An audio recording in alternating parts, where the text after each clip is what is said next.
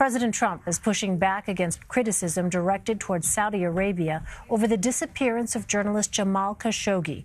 In an interview with the Associated Press Tuesday, the president said, quote, "Here we go again with you're guilty until proven innocent," comparing condemnation of Saudi Arabia to allegations of sexual assault made against Justice Brett Kavanaugh during his confirmation hearings.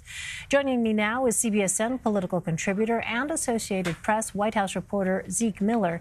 Zeke conducted that interview with the president. All right, so Zeke, why is the president pushing back against condemnation of Saudi Arabia? Well, it's been very clear since the president was sworn into office 20 months or so ago that he wanted to develop a much closer relationship with Saudi Arabia. Relationships between the Saudi kingdom and the United States were fraught under his predecessor, Barack Obama. And the president viewed, and his advisors viewed, Saudi Arabia as central to its strategy for the broader Middle East, particularly when it comes to Iran, situation in Syria, situations in Yemen, where that it viewed, the thinking goes, if it was able to develop this close relationship with the Saudi kingdom, work closely with the monarchy there, and use it as a regional balance to Iranian influence, whether it be in Syria and those other countries, and as well as an avenue for as a venue for American arms sales, was something we've heard the president talk a lot about in the last several days. The question is, and we pose this to the president essentially, is it really worth it to do that when they're also involved potentially in other things like kidnapping or murdering a journalist overseas? Yes, it's their citizen, but that's sort of the behavior of an American ally, and the president sort of making cases that that you shouldn't be rushed into judgment here. They want to have an investigation. He seems to be taking the Saudi royals at their word to him. Their assurances privately that they have nothing to that they knew nothing of this, that they are launching an investigation to figure out if any elements of their governments were somehow involved. Well, Secretary of State Mike Pompeo met with Saudi Arabia's Crown Prince Tuesday. He'll meet with Turkish leaders Wednesday. What is the White House hoping he can accomplish? Well, they're looking for information. Obviously, the president sort of telling us that he's looking for some sort of resolution within the next week or so, some sort of definitive statement of what happened to this journalist in that Saudi consulate. Then, if it gets so far as to ascertain his fate, at minimum, but also get at least some element of culpability, who was responsible, whether within the Saudi government or otherwise, likely within, and just how high did it go, and with whose knowledge and authority, and say so, did it go within the Saudi government?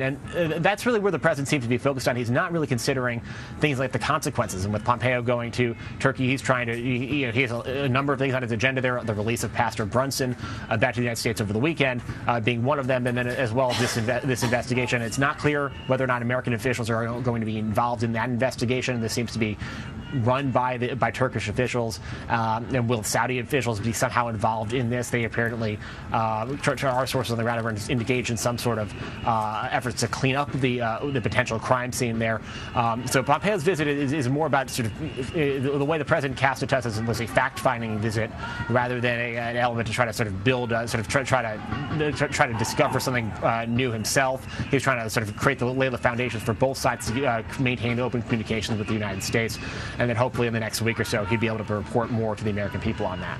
So Republican lawmakers, meantime, are torn on this issue. Earlier Tuesday, Senate Majority Leader Mitch McConnell said he wanted to know what happened before responding. But South Carolina Republican Lindsey Graham said he wanted to, quote, sanction the hell out of Saudi Arabia. How is the White House responding to criticism from within its own party? Well, the White House is basically trying to brush aside comments like Senator Graham's, saying that it's just like what happened to Brett Kavanaugh. Obviously, that's comparing apples to oranges. It's a very different circumstance. There is, for instance, video of Khashoggi going into the Saudi consulate, and there's no video of him exiting. There are intercepts. There's physical evidence. This is a crime that potentially happened 2 weeks ago, not something that happened 35 years ago, an allegation from 35 years ago. But the way the president views this sort of obviously, this is something that's been on his mind for quite some time. The notion of due process and the rule of law when it comes to things like this, and we're seeing the president adopt a defense that he used for now Supreme Court Justice Brett Kavanaugh, for one of his closest allies and geostrategic partners, but he hopes to remain a partner, and defending that against even some of those on his right flank, some of his allies who are critical of the approach that he's taking. He's saying, particularly in the case of Lindsey Graham, who was one of those stalwart defenders of Judge Brett Kavanaugh, and passionate defenders in those hearings that we all watched a month ago. Sort of, it seemed to be a really targeted retort to Lindsey Graham, telling him sort of to be consistent in the way he was applying things, the way he was applying due process to cases like this. Lastly, Zeke, you also talked to the president about the person who will become the next White House counsel. Who is that person, and what does that person bring to the administration? That's Pat Cipollone. He's a sort of a longtime Washington lawyer. He's a specialist in corporate litigation. He's not sort of the traditional sort of White House insider. He's close with people around the president, somewhat close to Don McGahn, floated in the same legal circles, Don McGahn being the departing White House counsel. He's close to Emmett Flood, who is the internal special counsel handling sort of inquiries from Robert Mueller's investigation.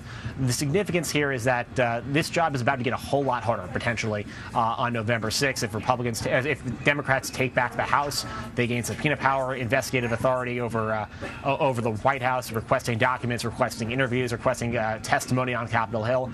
And the White House counsel is sort of the first line of defense for the president and the administration when it comes to things like that.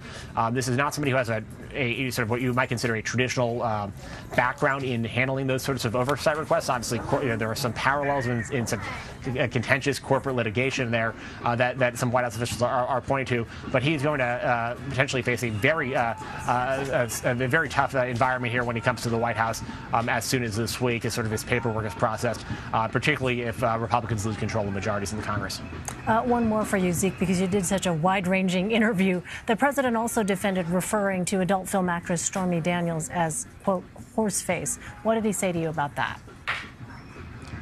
He basically said, you read into what you want to. What you want to is it was the effect of what he said. I don't have the exact quote in front of me, but essentially saying he saw nothing wrong with the language he's engaged in. Obviously, a very public back and forth with her, as well as litigation. So one suit was thrown out yesterday, but there's other litigation pending as well. War of words playing out, whether it be on cable television or tweets or late night appearances. So the president apparently has nothing good to say about her. There's a woman who alleges to have had an extramarital affair with the president a dozen years ago. So it is kind of interesting to see the president engage in that sort of rhetoric and not step back from that. It's not surprising the way we've seen the president talk about his foes. The way he'll often couch that is saying he's counterpunching, but this seems to be a bit of an escalation by the president here.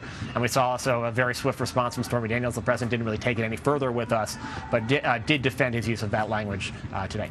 All right, Zeke Miller, comprehensive interview. Zeke, thanks so much for your time. Thanks for having me.